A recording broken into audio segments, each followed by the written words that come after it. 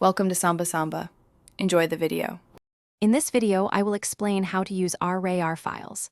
RAR files are a popular way to compress and store data, making them smaller and easier to share. They act like a digital container, holding many files and folders in one neat package.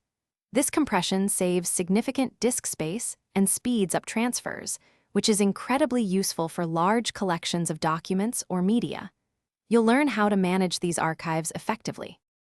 To open a RAR file, you first need a dedicated file archiver program like WinRAR or 7-zip. Once installed, simply right-click on the RAR file. You'll see options such as extract here or extract to a specific folder. Choose your preferred destination, and if the archive is password protected, enter the correct password to unlock its contents. It's a straightforward process. Creating your own RAR file is just as simple. Begin by selecting all the files and folders you want to compress. Then, right-click on your selection and choose the Add to Archive option.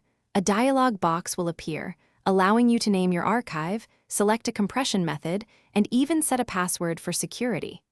This is perfect for organizing or sharing large sets of data. RAR files offer several advanced features for greater control. You can split very large archives into multiple, smaller volumes, making them easier to transfer or store. Adding recovery records can help repair a damaged archive, protecting your data. For ultimate convenience, create self-extracting archives. These don't require the recipient to have an archiver program.